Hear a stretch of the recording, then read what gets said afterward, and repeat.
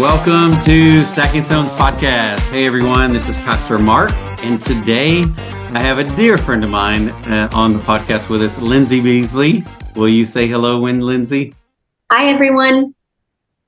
Well, if you're new to Stacking Stones podcast, we have one purpose in mind, and that's to give testimony of hearing God and seeing his miracles. And Lindsey's going to share a recent conversation she and I had.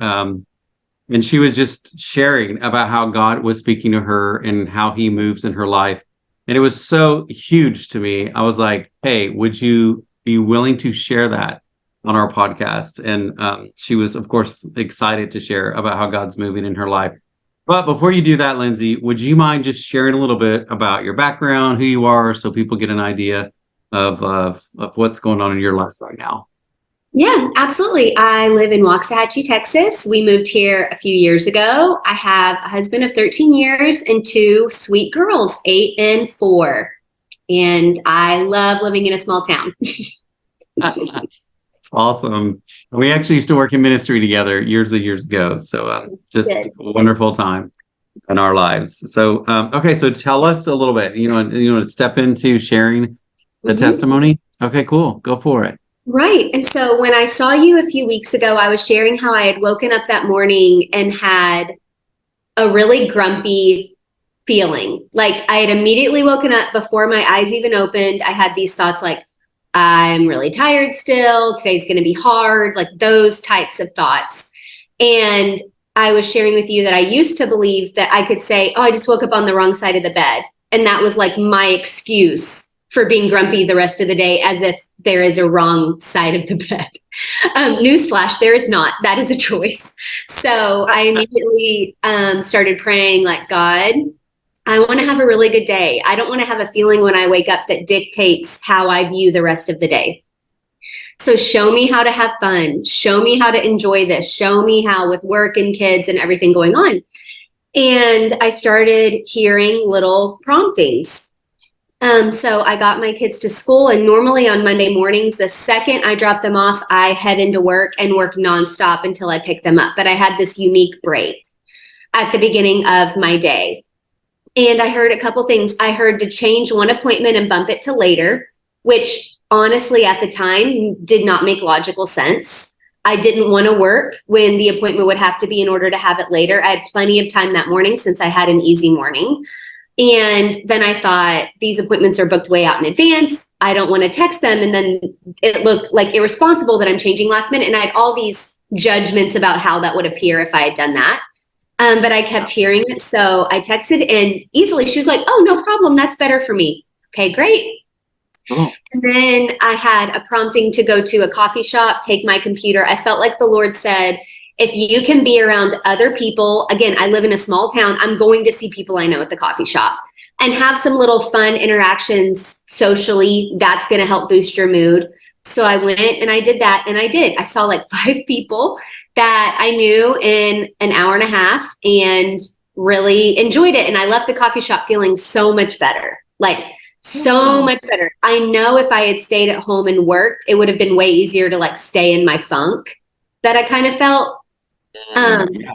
And so I had to go drop a package at UPS, which I never drive that way. And on the way home, I saw this lady picking weeds in her front yard. This would have been when I would have had that first session had I not moved it. Okay. And so I was kind of paying attention to the timing, wondering if something was going to happen. Like, why would I move the appointment? I thought, well, she said it's better for her the later time. Maybe it was just for her. And that's enough. But I was kind of like, had my spidey senses up, like I was kind of like paying attention.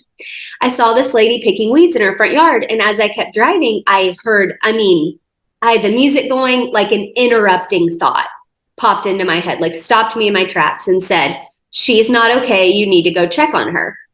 And I kept driving, and I thought that was weird. I'm not going to drive up to a stranger that's happily picking weeds in her front yard and ask her if she's okay. She looks fine. Like I was arguing. And then I thought, oh, that was probably just me. Like a weird intrusive thought. That was probably just me. I don't know. It was weird. And I kept driving, and I heard, and this time I knew it was God's voice. I heard, If you choose to disobey me, that's fine. I'll accomplish my purpose another way, but you asked me to bring you joy today, and I'm trying to do that. I'm telling you she's not okay. And it was loving, but it was firm. Like, oh, you are writing me off as a random thought. I'm going to make it really clear to you that that's not what it is. So if you disobey me, we both know that you knew. We both know that you're disobeying me. So I turned my car around. I wove back to this neighborhood I've never been in, and I found her picking weeds in her front yard, or so I thought. And I rolled my window down and I said, ma'am, I know this sounds so odd, but are you okay? And I want to preface this by saying, on the way there, I was throwing an emotional tantrum in my head. Like, I was like, this is so dumb. I'm going to look dumb. I'm going to look crazy. I was still arguing. Like, I'll be honest, I really wasn't doing it with a lot of joy. I wasn't expectant. I was like, I'm going to look dumb to this stranger.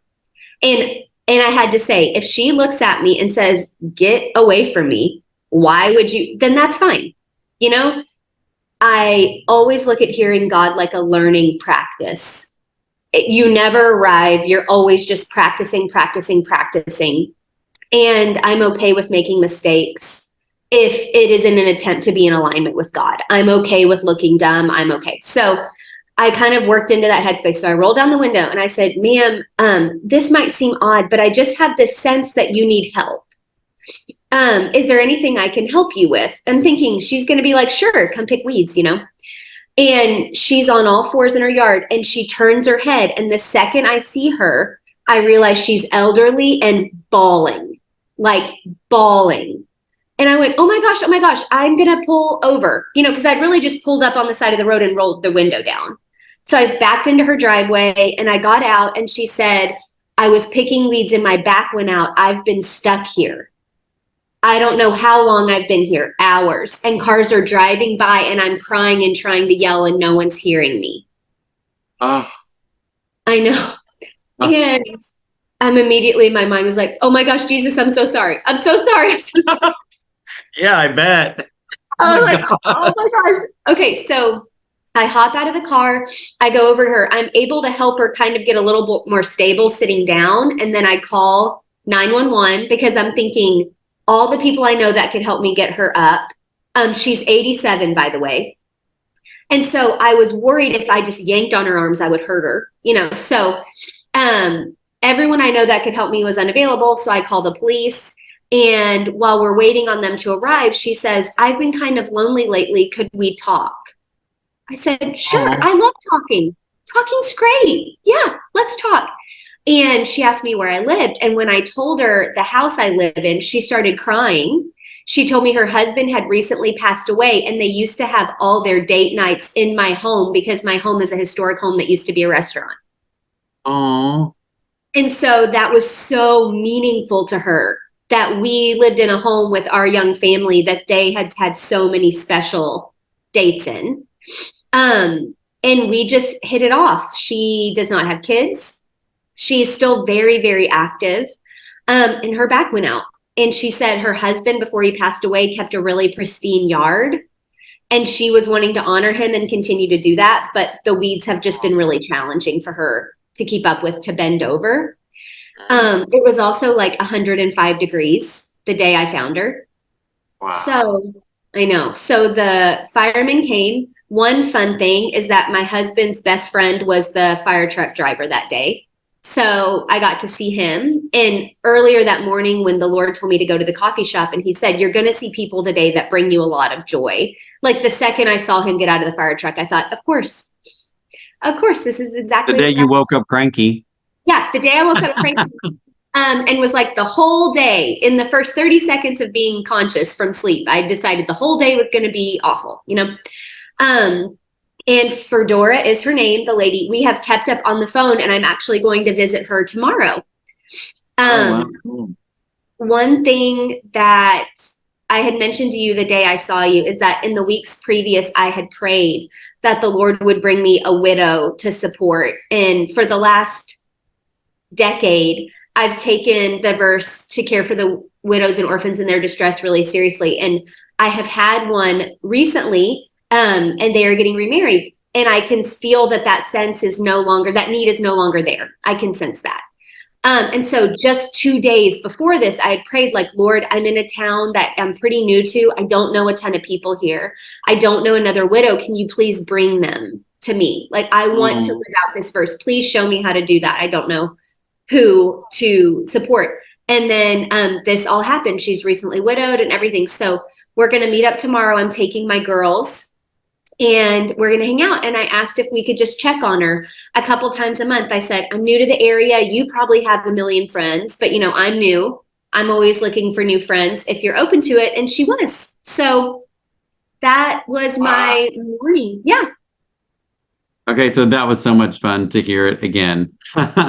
So can I ask you a couple of questions? Yes, please. So at one point, I think I recall you saying you got up and you prayed, but then it moved into asking, and then you heard some. So when you hear God, like at one point, I thought you said it was a thought. So do you hear it like a thought in your head all the time, most of the time? I would say it used to be mostly pictures, and now it's more thought. Now it's more, I'll have a thought. And then I do kind of ask myself a few questions about when I have a thought, to ensure it's from the Lord. Like, does it align with scripture? Does it align with God's character? If I hear it and and it makes me feel guilty or shameful, then God wouldn't use that voice. Right. Certain Excellent. things like that. There are some questions. I love that you shared that, because that's a great way to assess what you're hearing. And if it's shame and condemnation, right, that's not the voice of God. But that's not a fruit of the Spirit at all. Absolutely. But I used to think it was, and now I realize it was fear. And I was assigning way too much value to the voice of fear, and it was really detrimental for me. So I try to really think about the God that I know is so loving and kind and caring and clear. Like it's not like when I said I was disobeying, it's not like do what you want, but he still communicated in such a kind way, Yeah. So that part when you drove past, and then when you were driving up, you mentioned, well, let's start with driving past. Let's start there. So when you drove past, you started challenging, I think, the thought yourself, and then the Lord even clarified it. Yes. Like my purposes will still be met, so to speak. So how do you receive that? Like, I heard how you testified, but was that I went, whoa, and I immediately turned the car. Okay, cool. Okay, that was interesting. Yeah, I find that wonderfully refreshing.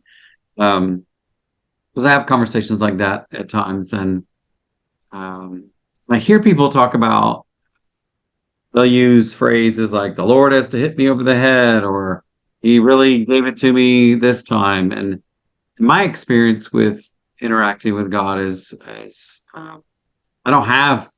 he doesn't hit me over the head while he is firm. And at times I never feel berated, ridiculed, harmed, or hit over the head, or anything harsh like that. And it was he still said, you have a choice. It wasn't, if you don't do this, I'm going to get you.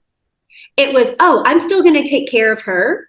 You just asked me for opportunities to have joy, and I was giving you one. But you can absolutely choose not. Just know that it is my voice, and I am asking you to do this, and you are disobeying.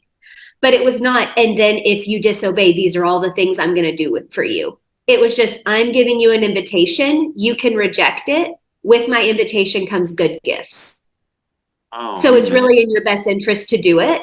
But if you don't, I'll still take care of her. You'll be fine. But your day will not be as fulfilling as it could have been if you would obey. Yeah, wow. That was so much fun. I love that. I thought God having the fire truck driver be a personal friend of yours I just thought that was like his generosity of going over the top of of just showing you love. Like there's not one part in that testimony that I mean, that's kind of big. I mean, I'm like, really? Of all the fire trucks, of all the people, the I know. firemen, you know, And he's not not one guy. even at the station that works that area. He was like randomly on call at a different station that day. And I just am so thankful for him because he's so good to my husband and I don't see him very often just with life and work and kids. So it really was so fun. And then he, since he's a fireman, has been able to do follow-ups on her as well. And that I even get that intel, that I even know that because I know him is just so fun. Yeah, I'm so moved by the sweetness of how God interacted with you that day, that you would the way he responded in such a just so the kindness that he showed you, the generosity that he showed you, and and it sounded like you had a really joyful day. Like how amazing. You saw me after. I was like buzzing. I I know was it was plugged in. it was so So cool, and I love that that you live in that way. I love that you have connecting and you have such a relationship that I like to use the phrase conversational intimacy. So there's conversation and it's close. Um it's you're known, like you're sharing very personal details with the Lord and you're having the conversation and he loves you, loves all of us really in such a way that he wants to have these conversations with us and he wants to bless us in such a way that we'll like there's no way that day could have happened that amazingly without you absolutely. having that conversation with him Right. and letting him lead and letting you follow, even if you were like, this lady's gonna blow me off. She, like what response? And here Yes. you are getting to visit her this week with your kids and you made a new friend. And I mean, Absolutely. like, even though we're talking about you hearing God and you interacting and you being blessed, and but to listen to you share the woman's joy at remembering the place that she and her husband who had passed away, like they loved to go, that they went on date night. I'm like, God is super. I mean, he worked out the Many most years beautiful. previous. Hmm. Yeah, he worked out the most beautiful of beautiful moments in such a way that everyone was like win-win. When we talk about mutually beneficial relationships where everybody wins and everything, that to me it's that your testimony is such a character of how God is so innate, is so able to move all the different pieces so that everyone is blessed and everyone Yes. has joy and everyone has um like it's beyond our understanding that that's possible. So And that that God is always working on my behalf behind the scenes. right, When, right, even when things feel bleak, in yeah, different seasons of my life, I'm like, this is something he had arranged. She said they started eating here in like the 80s. wow. So just so cool. I wasn't even born. And That's great. That's great. knowing that the Lord is always writing a really beautiful story, even when you can't necessarily see all the details in the moment. Hmm. And to know that he loves you that much Hmm. and he loves her that much and Hmm. he loved the firemen that much and he loved all the people that got to connect with you at the coffee shop, like his love is overflowing, pouring out um, all over to all of Yes. us. Hmm. It's and it's a he is available to all of us, like he wants to have our lives interact in that way, that it's not just miraculous, because I've had some folks on the podcast that shared some really miraculous moments in their life and some supernatural healings, yet the beauty of the joy that he wants to have a relationship with us, just walking and talking with him Right. is for everyone. You know, I mean, that's a story of the Bible. He's interacting with people. Like it's so beautiful and holy and amazing. So I'm super excited to hear your testimony and how fun it is. I have a question about, I'm wondering, have you been able, or did you share your morning and that God led you to, I forgot you named her name, Fedora? Laura.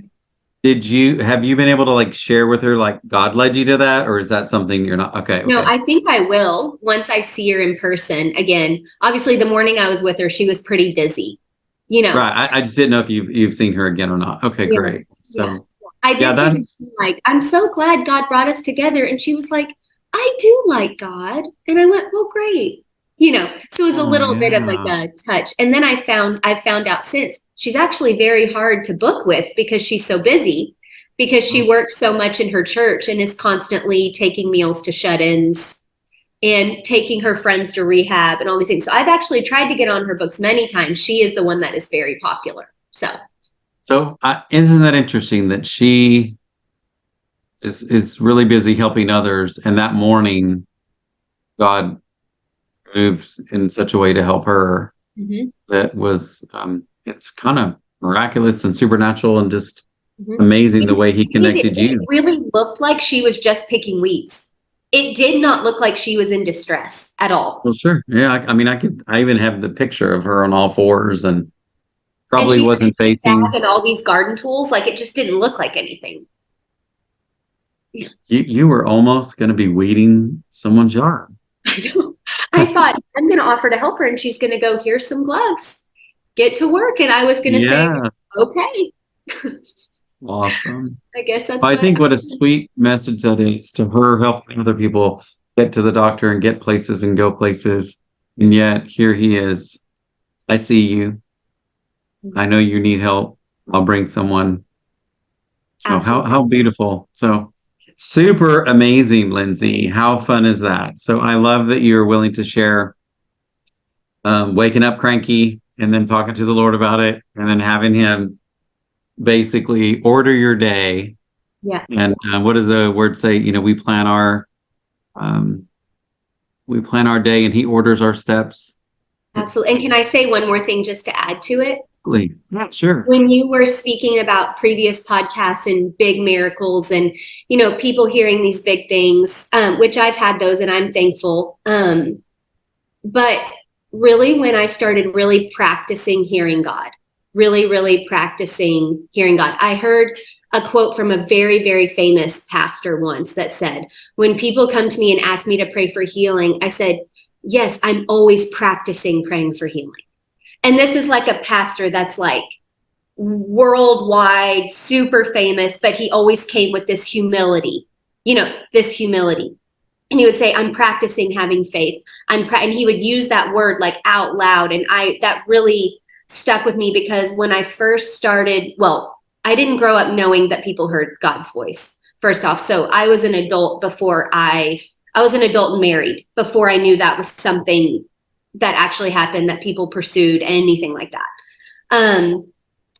I used to think I just want to hear and get the huge miracle that's like flashy and big and like, oh my gosh, you'll never believe it. And everyone's like, wow, this is crazy. That type of just like massive, like, and it came from a good place. It was immature, but it came from a good place. I'll be honest in saying like my desire was immature because I think some of that was self-seeking. Like, God, I really want to know I hear your voice. And if it's dramatic, it will confirm it for me. And I had this dream once, and it was a baseball diamond. And I was on the team in the dugout, which if you know me at all, I'm not sporty. So this was already, I was like, what is this about? Because this is not a memory in any way. And Jesus was in the stands. And I was yelling at him from the dugout, I'll go in the game if you swear I'll hit a home run. If you swear I'll hit a home run, I'll go in the game. And he kept looking at me and he's smiling and he goes, oh, I just come because I love to see you play. I said, no, but I'll go on the mound. or is the mound where you hit? I don't know, wherever you hit it from. I don't know sports. I don't know sports. It's not, but go ahead. I'll go to home plate. That's it. I'll go to home plate and I'll swing. If you promise me I'll get a home run. And even in the dream, I knew this is me going to him saying, I'll hear you and I'll obey if you swear I'll knock it out of the park. And Jesus was just sitting there going, man, I just love to watch you play. And I said, but I don't want to just play. I want to blow it out of the water, like for your kingdom and all these different things. And he said, if you're not willing to swing and miss, you will never hit a home run for me. But I'm just going to be here to love to watch you play. And if you're in the dugout, I'll love watching you in the dugout. And if you swing and miss, I'll love it. And if you hit a home run, I'll love it. But I'm just going to love you. You get to decide how exciting this all gets to be for you. And after that, it was really like, I woke up and I immediately knew what the dream meant. I knew that I had been yelling at him from the dugout that I didn't want to practice and I just wanted to be awesome. And if anyone is learning to hear the Lord and is intrigued by it, then I would say practice on every small thing you can. So that way, when the big thing comes and the chips are down and you really want to hear God's voice and act on it, you have many, many, many small examples that have built your confidence, because it is never that God is not leading you. Amen. It can at times be that you're not in alignment to hear, or you have fear, like I was saying earlier, that can block or make you feel confusion and things like that. But it is never that God is not being clear with you to be hurtful. And, Amen. But I've only gained clarity by practicing and getting it wrong, quote unquote wrong, like didn't have the result I expected, whatever, whether we know that's wrong or not, we don't know. Right. But every time Jesus, I'll swing and I'll miss. And I have this vision of me looking back in the stands and he's going, that's my girl. That's her. That's her. Because he's just so excited I'm in the game. Absolutely. So that's what I thought on the way driving to her house. I thought this might be a swing and a miss. But if I do, Jesus is never mad at me. He's always going, oh, great, swing. And sometimes you hit it and know it. And sometimes you don't know if you hit it or not. Wow. You just, and you know that, Mark, you don't know. Like you hear God say, take a right, and you take a right, and you get home a different way. And you don't know, did that save you from a wreck, or was that him? Like, that's just part of practicing. It's this energy of practicing and the humility that comes with practicing. Because if you give yourself permission to swing and miss, you're giving yourself permission to try. And the more we practice, the finer that listening becomes, and it gets a lot clearer. The more we're willing to go for it, even if it's incorrect. Amen. Amen. That is such good advice, such good counsel. That was huge. I'm so glad you shared that. I love that. Love it. So that we take these testimonies and we put them together and bind them. And I don't know if I can't remember if we've talked about this, but we take all these and we're putting them in the book. We're going to create a Stacking Stones 2023 of the testimonies. So I like to ask folks, even though you gave a really good, what you might say to your kids, I would love to I invite you, is there something you would impart, something you would give as guidance, wisdom for your children or your children's children's children? You're like, hey, I give testimony of the Lord today, but you know what? If I could tell them one thing, like a Stacking Stones, like part of like testifying, what would that be? Would it be different than what you just shared? Would it be something else you would want to tell them? I'm thinking about my kids. They're young, 4 and 8, and we practice hearing the Lord's voice a lot in our home. If they'd been in the car with me about the whole thing with Fedora, I would have been saying that out loud so they can see it, in action and things like that. So they're kind of used to seeing it, and sometimes it's messy and sometimes it makes sense, and they're kind of getting okay with that. But really the main thing right now that's playing out in our home is nightmares are a new thing. Once kids become 3 to 4, their like cognitive ability to have a nightmare begins. And so we're walking through that with my youngest, and I'm trying to teach her, how do you feel after you've heard the thing? Kind of similar to what we talked about at the beginning.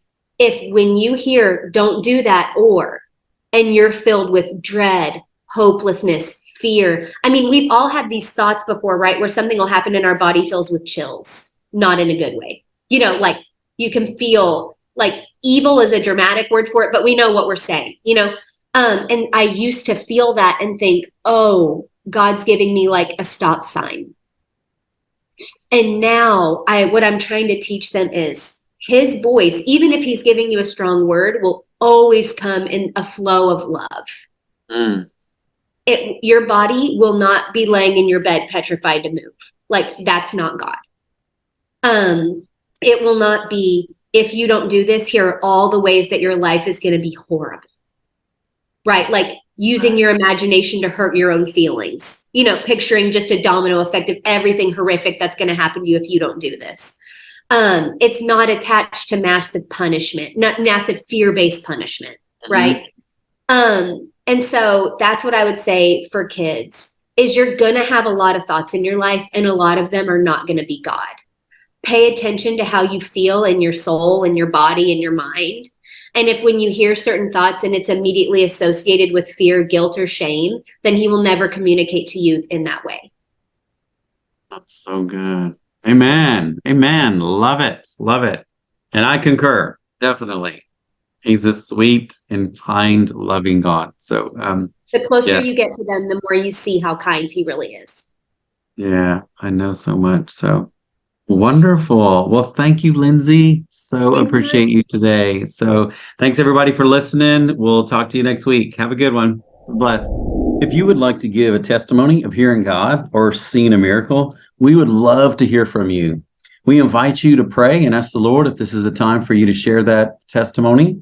And if it is, we would love to hear from you. Please email us. Our email is info@stackingstones.life.